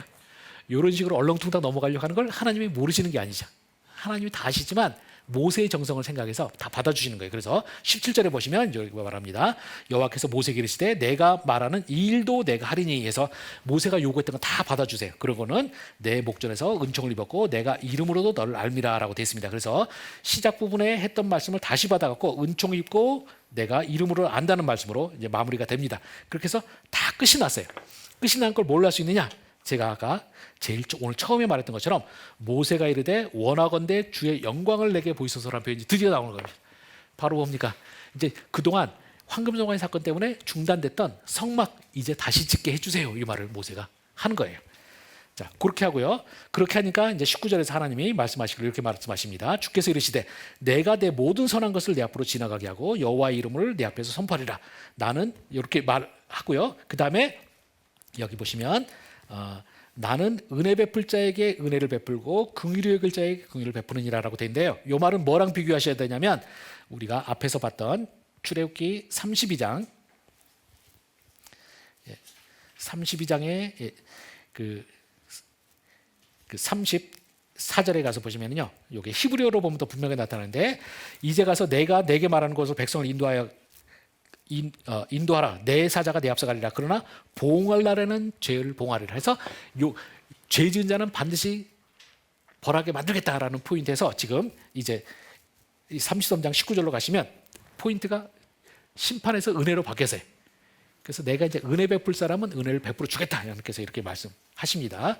그리고는 이제 하나님이 이제 내 얼굴을 보지 못하리니 나를 보고 살짝 없음이라 하면서 이제 모세가 당신이 지나갈 때 이제 모세가 등을 보여주겠다는 말씀을 하십니다. 그래서 모세가 이제 특별한 관계로 이어지는 내용이 나오고요. 이어서 우리가 이제 34장으로 가서 보시면 이제 모세가 그래서 이제 하나님의 명령에 따라서 두 번째는 모세가 직접 돌판을 깎아가지고 산에 올라가고요. 산에 올라가서 이제 다시 한번 시내산 언약 2판이 벌어집니다. 그래서 이제 앞에 19장부터 24장에 했던 그것이 황금송아지 사건을 끊어졌다가 다시 한번 이제 34장에서 시내산 언약이 다시 한번 이루어지고요. 그래서 이제 여기에 대해서 어떤 학자들이 그런 이야기를 주석가들이 말하는데요. 많은 사람들이 우리가 구약의 언약에 대해서 잘못 아는 경우들이 많습니다. 그래서 구약의 언약에서 언약을 무조건적 언약과 조건적 언약으로 나눠요. 그래서 무조건적인 언약은 보통 아브라함 언약을 이야기하죠. 그래서 여러분이 설교 많이 들었을 겁니다. 창세기 15장에 소위 횃불 언약이라는 거 있죠. 횃불 언약 때 보면 쪼갠 고기 사이로 하나님만 횃불의 형태로 지나가시고 백성은 안 지나가게 하죠. 그때 쪼갠 고기는 바로 언약을 어겼을 때 어긴 사람이 당할 운명 같은 거를 상징하는 건데 하나님께서 횃불로 당신만 지나가시고 아브라함에게는 지나가지 않게 하셨다. 그래서 이제 이걸 소위 무조건적인 언약. 그래서 언약이 준수하는 것에 책임은 내가 지겠다. 이렇게 해서 무조건적인 언약이라고 하고요. 반면에 이 모세 율법에서는 율법 엄청 길게 주시잖아요. 그래서 이걸 소위 조건적 언약, 언약을 잘 지켜야지 구원 얻는다 이런 식으로 해석하는데 저는 요거에 대해서 우리 김희석 교수 강의도 들으셨나요? 예, 들었는데 저는 이 부분에서 우리 김희석 교수랑 저랑 견해 차이가 많이 나는 것 같습니다. 저는 이제 요게 이제 통상적으로 김희석 교수가 했던 식이 이제 보통 언약 신학에 대한 근본적인 이해인데 저는 오경학자로서 저는 여기에 대해서는 전 철저하게 반대해요. 먼저 우리가 아브라함 언약이 15장 있잖아요. 근데 저는 아브라함 언약은 사실 15장만이 아니라 17장과 패키지예요. 17장에 보시면 17장 1절에 너는 내 앞에서 행하여 완전하라는 게 나와요. 그렇기 때문에 아브라함 언약 안에 이미 무조건적인 요소도 있지만 조건적인 요소도 있습니다. 요거를 이해하셔야 되고요. 그 다음에 그러면 신해산 언약은 어떻게 되느냐? 율법이나 이런 거 보시면 조건적 언약 같잖아요. 근데 여기에 대해서 좋은 출애굽 주석가들이 말하기를 신해산 언약은 혹시 그게 조건적 언약이었다 할지라도 그것은 이미 황금송아지 사건 때 모세가 돌판을 깨버린 것에서 상징되듯이 이미 그 언약은 깨졌다는 겁니다. 그 언약은. 그리고 이스라엘 백성들이 다시 하나님의 백성으로 남았던 건 뭐냐? 34장에서 하나님께서 용서하신 다음에 다시 맺은 언약이에요. 그렇기 때문에 혹시 신해산 언약이 조건적 언약이었다 할지라도 그 언약은 취소되어 버렸고 결국 하나님의 은혜에 의해서만 다시 언약 관계가 유지됐다는 거죠. 그래서 제가 생각하는 진짜 언약의 성격은 성경의 가장 최초 언약부터 예수님 시대의 언약까지 전부 다 조건성과 무조건성이 띄고 있는 겁니다. 그래서 무조건적인 요소도 있고 조건적인 요소도 있어요. 이것이 근데 어떤 식으로 작동할 것인지는 우리 하나님의 은혜에 달린 거라는 거죠. 저는 이게 훨씬 더 총체적인 설명이라고 생각합니다. 그래서 기존의 언약에 대한 해석들은 너무 단편적으로 좀 보는 경향이 있다라는 게 제 입장이고요. 하여튼 그래서 모세가 이제 이렇게 하게 되고요. 그렇게 돼서 이제 하나님께서 모세 앞에 지나가시면서 했던 게 아까 했던 그 유명한 구절이에요. 34장 6절부터 7절 나와 있는데 여호와께서 그의 앞을 지나가시며 선포하시되 여호와라 여호와라 자비롭고 은혜롭고 노하기를 더디하고 인자와 진실이 많은 하나님이라 인자를 천대까지 베풀며 악과 과실과 죄를 용서하리라. 그러나 벌을 면제하지는 아니하고 아버지 악행을 자손 3, 4대까지 보응하리라라고 되어 있습니다. 여기서 보시면은 자 여기 보시면 악과 과실과 죄라고 되어 있는데 여기 악행이 나오죠. 사실 악행이라는 단어가 악과 같은 단어입니다. 히브리어로. 그렇게 되니까 어떻게 되냐면요. 앞에서 7절 전반절까지는 하나님께서 당신은 은혜 하나님이라는 걸 막 강조하세요. 근데 거기에서 정말 그 요즘 사람들 하는 말로 깜빡이도 안 켜시고 바로 훅 들어오는 게 뭐냐? 하나님은 또 죄를 용서하신다는 분이 죄는 절대 용서하지 않으신다고 시작하는 거예요. 요게 그래서 은혜와 심판의 신비로운 결합이라는 거고요. 자, 이제 이렇게 됩니다. 그래서 저는 우리가 결국 성경의 신구약의 모든 걸 푸는 열쇠는 바로 하나님의 공유와 자비가 어떤 식으로 조합돼서 우리들에게 적용되는지를 깨닫는 거라는 겁니다. 근데 이 깨달음은 우리가 하나님에 대한 지식이 늘어날수록 점점 잘 알게 되는 거예요. 그리고 결국 우리가 아무리 안다고 해도 결국 최종적인 신비에는 이르지 못하는 거예요. 이제 이런 거고요. 자, 이렇게 했더니 모세가 8절에서 모세가 급히 땅에 엎드려 경배하며 이렇게 나옵니다. 여기서 급히라는 말이 상당히 중요해요. 왜 모세는 하나님께서 이렇게 말씀하셨을 때 급히 엎드렸을까요? 자, 여기에 상당히 재밌는 건데요. 제가 이 성경에 나와 있는 언약들은 고대 근동에 있었던 그 히타이트나 요런데 국제조약 문서랑 상당히 비슷하다고 이야기를 하는데요. 이제 그런 차원에서 보면요. 신명기 28장 같은 본문이 상당히 재밌는데요. 28장은 총 58절로 이루어졌습니다. 이 중에서 1절부터 14절이 축복이고 15절부터 58절까지가 저주예요. 그래서 이게 총 한 44절 정도 되죠. 그래서 한 3.5배 정도 축복보다 저주가 길어요. 이게 성경 그러니까 옛날에 조약 문서들에 나와 있는 이제 대략적인 비율이라는 거죠. 그래서 신명기 28장도 바로 그 전통을 따라서 3.5배 정도 저주가 길게 돼 있습니다. 그래서 제가 시간 때문에 그런데 저기 신명기 28장 하면 저기 제가 목사님들 신방 설교 준비 안 됐으면 제가 항상 그러죠. 무조건 28장 펴 갖고 14절까지 읽어라. 그러면 된다라고 해요. 왜냐하면 거기 보면 이렇게 신명기 28장에 가서 보시면 이렇게 돼 있죠. 내가 여호와의 내 하나님 여호와의 말씀을 삼가 듣고 내가 오늘 내게 명령하는 그 모든 명령을 지켜 행하면 내 하나님 여호와께서 너를 세계 모든 만족에 뛰어나게 하실 것이며 뭐 내가 들어가도 복 받고 나가도 복 받고 내 떡반죽 그릇이 복 받고 쭉 나가는 겁니다. 14절까지 나가요. 그리고 15절부터 가면은 이걸 저주로 확 바뀝니다. 그래서 1절부터 14절을 그대로 받아갖고 전부 저주로 바꿔요. 그래서 15절에 보시면 내가 만일 내 하나님의 여호와의 말씀을 순종하지 아니하여 내가 오늘 내게 명령하는 그 모든 명령과 규례를 지켜 행하지 아니하면 이 모든 저주가 내게 임하며 해서 떡반죽 그릇이 저주받고 나가도 복받고 저주받고 등등등 나갑니다. 이렇게 나가요. 그래서 여기 3.5배로 이렇게 돼 있고요. 제가 이번에 학교에서 출애굽기 강의하다가 처음으로 제가 깨달은 사실인데요. 이 개역개정이 제가 볼 때는 아주 정신 나간 짓을 했어요. 이 대한성서공회가. 왜냐하면요, 14절까지 해서 끊어져요. 15절부터는 저주가 들어가는데 이 불순종하여 받는 저주라는 제목을 20절에 달아놨어요. 그러니까 혹시 제 말 듣고 신방 준비 안 됐는데 신명기 28장 1절부터 읽자 이렇게 가셔서 신방하시다가 하면 1절부터 14절까지 막 하면 성도들이 듣고 할렐루야 막 이러다가 갑자기 15절부터 가면 떡반죽 그릇이 저주받고 막 튀어나오는 겁니다. 그러니까 여러분들에게 꼭 권해드리는 거 여기 고치세요. 여러분 종이책에 성경에 14절까지 쫙 줄 그어 놓으시고요. 15절부터 바뀐다는 걸 여러분이 꼭 아셔야 됩니다. 그래서 혹시라도 제 말을 안 기울이시고 15절부터 19절까지 읽으셔서 쫓겨나시는 분 그건 제 책임 아닙니다. 전 정확히 말씀을 드렸고요. 하여튼 그래서 3.5배가 돼요. 그러니까 이 모세가 고대 근동의 이런 조약 같은 걸 애구방자 출신으로서 이걸 잘하는 사람으로서 어떻게 되냐? 하나님이 여기서 은혜로운 이야기 막 나가서 7절 중반까지 가고 나서 갑자기 거기서부터 7절 후반절부터 저주 이야기가 딱 나오니까 어떻게 됩니까? 모세가 생각하는 건 이거예요. 이 국제조약문서에 통달한 모세 입장에서는 하나님께서 계속 말씀하시게 두면 저주가 3.5배 갈 겁니다. 그래서 모세는 지금 한참 용서받고 분위기 잘 나가고 있는데 하나님께서 계속 말씀하시게 좋을 게 하나 없어요. 그래서 모세가 바짝 엎드리면서 급히 땅에 엎드려 경배하며 이렇게 됐습니다. 이 모세가 엄청 지혜로운 사람이에요. 하나님의 말씀을 중간에 탁 끊어버린 겁니다. 끊어버리고 이제 9절에서 보시면 엄청나게 중요한 기도를 했는데요. 이렇게 말합니다. 주여 내가 주께 은총을 빌사오면 원하건대 주는 우리와 동행하시옵소서. 이는 목이 뻣뻣한 백성입니다. 우리의 악과제를 사시고 우리를 주의 기업으로 삼으소서라고 되어 있습니다. 자, 여기서 목이 뻣뻣한 백성이라는 표현은 32장 9절에서 나왔던 말입니다. 근데 모세는 처음에 하나님께서 이스라엘 백성들을 심판하기로 하실 때 목이 곧은 백성이라서 심판하시겠다고 하셨어요. 근데 모세는 중복이든 아까 다 끝난 거고요. 끝나고 지금 하나님께서 축복과 저주를 선언하시는 속에서 이 말씀이 길어지실 곳이 없으니까 모세가 마지막으로 쐐기를 박는 기도를 하는 건데 거기서 모세는 뭐냐? 히브리어로는요. 주의 백성이기 때문에라고 다 똑같이 생겼어요. 근데 사실은 이 34장 9절은 때문에라고 번역하면 안 되잖아요. 목이 곧은 백성이기 때문에가 아니라 목이 곧은 백성임에도 불구하고라고 바꿉니다. 그래서 히브리어로는 똑같은데 모세는 그 때문에라는 표현을 불구하고라는 뉘앙스로 바꿔가지고 기도를 했어요. 이게 굉장히 모세의 위대한 기도입니다. 그래서 모세는 결국 하나님 앞에 우리는 여전히 변하지 않았지만 당신께서 은혜를 베푸셔서 용서해 주시옵소서 이렇게 기도를 했고요.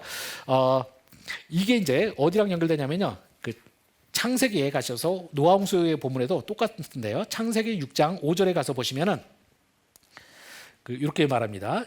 여호와께서 사람의 죄악이 세상에 가득함과 그의 마음에 생각하는 모든 계획이 악할 뿐임을 보시고 하나님께서 노아홍수를 보내셔서 인류를 멸절하시려고 하셨죠. 근데 8장 22절로 가서 보시면은 8장 21절입니다. 21절에 가서 보시면 하나님께서 노아 홍수를 이제 홍수로 다시는 사람을 멸하지 않겠다고 결심하실 때 똑같은 문구가 사용돼요. 그래서 8장 21절 보시면 여호와께서 그 향기를 받으시고 그 중심에 이르시되 내가 다시는 사람으로 말미암아 땅을 저주하지 아니하리니 이는 사람의 마음에 계획하는 바가 어려서부터 악함이라 내가 전에 행한 것 같이 모든 생물을 다시 멸하지 아니하리니 되어 있습니다. 여기서도 사람이 악하다는 표현을 앞에서는 때문에 내가 벌하겠다고 하시다가 이제는 악함에도 불구하고 용서하시겠다고 되어 있습니다. 이게 히브리어로 보면 똑같은 문장이라 더 두드러져요. 똑같은 문장이 의미가 달라지는 겁니다. 심판 전과 후에. 그래서 이걸 가지고 제가 이제 제 창세기 강의 안에서는 제 성경적 구원은 무엇이냐 할 때 때문에의 구원론이 아니라 불구하고도 그럼에도 불구하고의 구원론이라는 겁니다. 바로 우리가 하나님 앞에서 구원 얻는 이유는 우리가 갑자기 악인이었다가 선인으로 바뀌었기 때문에 구원 얻는 것이 아니라 하나님께서 은혜를 베푸셔서 우리는 여전히 목이 곧은 백성이고 우리는 여전히 항상 악한 존재임에도 불구하고 하나님께서 용서하신다는 겁니다. 그래서 성경적 구원은 결국 하나님의 은총에 의한 구원이라는 걸 이렇게 볼 수가 있게 되는 것이고요. 그렇게 해서 이제 하나님께서 3장 10절에서 내가 이 백성과 다시 언약을 세운다라고 이제 해서 34장 10절에서 언약이 회복됩니다. 근데 여기서 이제 제가 중요한 내용이 있는데 그거는 아까 말했던 여기 제가 이 황금송아지 이야기 어떻게 설교할 것인가 거기 가서 봐주시길 바라고요. 제가 마지막 요까지만 말하고 마치도록 하겠는데요. 자, 황금송아지 이야기의 제일 끝을 제가 이제 적어놓은 게 여기인데요. 자, 우리가 이제 지금까지 신학적 해석을 하면서 저는 심오한 이중성이 빛난다라는 이야기를 했고요. 그래서 이스라엘 백성들은 목이 곧은 백성임에도 불구하고 하나님께서 용서하셨는데 이때 이제 굉장히 중요한 건 뭐냐? 바로 중보자 신학입니다. 중보자 신학. 바로 저는 우리가 하나님의 백성으로서 목회자로서 또 그리고 하나님과 세상을 화평케 하는 자로서 우리가 하는 굉장히 중요한 역할이 뭐냐? 바로 중보자 의식인데 중보자 사상인데요. 이것이 기념비적으로 나와 있는 게 뭐냐면 시편 106편 23절입니다. 시간 때문에 제가 적어놓은 거 거기 보면 이렇게 됩니다. 그러므로 여호와께서 저희를 멸하리라 하셨으나 그 택하신 모세가 그 결렬된 중에 그 앞에 서서 그 노를 돌이켜 멸하지 않게 하셨도다라고 되어 있습니다. 그러니까 마치 이제 이렇게 댐이 있고요. 댐에서 이제 물이 쏟아지는데 이 댐이 깨졌어요. 이렇게 움푹 파여가지고 이렇게 파였습니다. 자, 그러니까 그냥 누가 막아서지 않으면 댐물이 하나님의 진노물이 다 쏟아질 판이에요. 이런 상황인데 지금 황금송아지 사건을 기념해서 여기 시편 저자가 말하는 게 뭐냐? 바로 이 진노가 쏟아질 때 이 모세가 그 깨진 틈에 서가지고 여기서 여호와 앞에 서신 그 노를 돌이켜 멸하지 않게 하셨도다라는 겁니다. 이게 바로 성경의 중보자가 가진 가치예요. 바로 하나님의 진노가 완전히 그 모든 백성을 멸절하실 상황 속에서도 바로 제대로 된 중보자 하나가 있으면 진노가 멈춘다는 겁니다. 진노가 멈추고 하나님의 의뢰가 될 수가 있다는 거예요. 자, 이런데 우리가 이 에스겔서 22장 30절에서 31절에 보시면 이렇게 나옵니다. 분명히 이 시편 106편을 인용하고 있어요. 그래서 이 본문에 보시면 이 땅을 위하여 그 성을 쌓으며 내 앞에서 성 무너진 데를 막아서서 나로 멸하지 못하게 할 사람을 내가 그 가운데서 찾다가 얻지 못한 거로 내가 내 분으로 그 위에 쏟으며 내 진노의 불로 멸하여 그 행위대로 머리에 보응하셨더라라고 되어 있습니다. 그러니까 뭐냐면 아까 시편 106편이 말하고 있는 황금송아지 사건 때는 모세라는 위대한 존재가 있었으니까 아담과 하와 이후로 가장 큰 죄를 했음에도 불구하고 하나님의 용서를 받았어요. 근데 에스겔 시대는 왜 망했느냐? 바로 모세처럼 하나님의 진노가 쏟아지는 걸 막을 사람이 없었다는 거죠. 그러니까 하나님이 그 사람을 중보자를 찾다가 없으시니까 다 쏟아부으셨다는 내용이 나옵니다. 바로 이렇게 되는 거죠. 그래서 이것처럼 중보자가 있냐 없냐는 굉장히 중요한 겁니다. 그래서 에스겔 이사에서 59장 15절 16절인데요. 여기는 한번 가서 보겠습니다. 이사에서 59장 1절부터 먼저 보시면 여호와의 손이 짧아 구원하지 못하심도 아니요 귀가 둔하여 듣지 못하심도 아니라 오직 너희의 죄악이 너희와 하나님 사이를 갈라놓았고 너희의 죄가 그의 얼굴을 가려서 너희에게서 듣지 않게 함이라 해서 하나님께서 사람을 못 구하시는 게 아니라 사람이 너무나 죄악되다는 거죠. 이 속에서 15절 16절로 가면 이제 15절 하반절부터 보면 이렇습니다. 여호와께서 이를 살피시고 그 정의가 없는 것을 기뻐하지 아니하시고 사람이 없음을 보시며 중재자 없음을 이상히 여기셨으므로 자기의 발로 스스로 구원을 베푸시며 자기의 공을 스스로 의지하사 되어 있습니다. 그래서 사람이 구원할 수 없을 때는 결국 움직이시는 게 하나님 자신이세요. 그래서 하나님께서 하신다는 거고요. 자, 이렇게 되어 있습니다. 자, 요즘 이제 상당히 중요하고요. 자, 근데 이제 우리가 구약에서는 이제 이런 식으로 해서 결국 에스겔 때도 중보자 없음이 때문에 망했다고 되는데요. 예레미야서 15장 1절에 가서 보시면 이런 내용 나옵니다. 이제 여러분이 에레미야를 좀 공부하신 분은 여기 에레미야 하셨나요? 우리 장성길이라고 에레미야 전문가가 있는데요. 하여튼 에레미야의 특징이 에레미야가 자꾸 하나님한테 중보기도를 해야 되는 거예요. 그러니까 이스라엘 백성 제발 벌하지 말라고 하니까 하나님이 계속 에레미야한테 너 기도하지 마라. 이 백성은 멸망할 것이다. 계속해요. 근데도 에레미야가 계속 기도하니까 15장 1절에서 보시면 이렇게 합니다. 여호와께서 내게 이르시되 모세와 사무엘이 내 앞에 섰다 할지라도 내 마음은 이 백성을 향할 수 없나니 그들을 내 앞에서 쫓아내버려라. 이렇게 합니다. 그러니까 에레미야가 계속 중보 기도를 하지 말라고 해도 계속 안 멈추니까 하나님이 마지막 카드 꺼내는 게 뭐냐? 지금 상황은 모세랑 그러니까 사무엘이 와도 구약의 최고로 위대한 중보자 두 명이 와도 용서 안 한다는 거죠. 그러니까 예레미야 너 정도 되는 급의 애가 중보기도 해봤자 소용이 없으니까 입 닥쳐라 이제 이렇게 하신 거예요. 이게 바로 구약의 끝 같은 거예요. 자, 그럼 이 속에서 어떻게 될까요? 여러분이 이렇게 하나님께서 모세와 사무엘이 와도 안 된다고 했는데 여러분 우리는 어떻게 구원 얻겠습니까? 바로 신약에서 나오는 게 바로 예수님이죠. 그러니까 모세가 와도 안 된다고 그러면 누가 오면 되겠어요? 모세보다 큰 자가 오면 돼요. 그렇기 때문에 신약에서 히브리서 같은 데서 보시면 계속적으로 히브리서 저자가 구약의 모든 큰 사람들 다 비교하잖아요.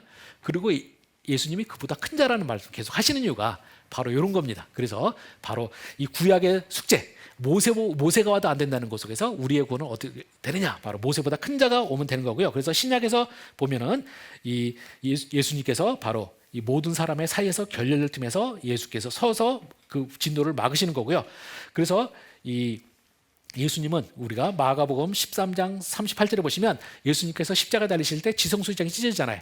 그러니까 예수님은 자신의 몸을 찢으셔서 결국 하나님과 백성 사이에 찢어진 틈을 메꾸시는 거예요. 그게 바로 예수님의 사역이라는 거고요. 그래서 우리는 이 예수 그리스도는 모세보다 크신 분이고요. 이것이 이제 어떻게 기록되느냐? 요한복음 1장 16절, 17절을 보시면 이렇게 되어 있습니다. 우리가 다 그의 충만한 데서 받으니 은혜와 은혜 위에 은혜라. 우리를 뽑은 모세로 말미암아 주신 것이요 은혜와 진리는 예수 그리스도로 말미암아 온 것이라라고 되어 있습니다. 그래서 바로 모세보다 큰 자라는 것을 계속 강조해서 되어 있습니다. 그래서 저는 이제 중보자 신학으로 연결될 수가 있고요. 그래서 제가 굉장히 한 3주쯤 해야 될 이야기를 몰아붙이려고 저도 힘들었는데 여러분들도 더 힘들으셨겠지만 여러분이 제 책을 읽으시면서 잘 터득하셨으면 좋겠고요. 그래서 저는 여러분이 제대로만 깨달으시면 황금송아지 이야기는 성경 전체에 널려 있습니다. 그 요나서 이야기 같은 거 전부 다 황금송아지 이야기고요. 그 외에도 뭐 호세아서 1장에서 보시면 이 백성 호세아의 아들들 할 때 너는 내 백성이 아니라 요게 다 내 백성 이야기랑 주제랑 연결돼 있고 뭐 이런 겁니다. 그래서 여러분이 제가 박사 논문 쓰고 나서 황금송아지 이야기 하고 나서 깨달은 거는 신구약 전체를 황금송아지 이야기 안으로 다 엮을 수 있을 정도로 굉장히 중요한 본문이에요. 그래서 제가 시간이 짧은 속에서 해서 그런데 여러분이 잘 깨닫고 하셨으면 좋겠습니다. 제가 아쉽지만 여기서 마치겠습니다. 수고하셨습니다.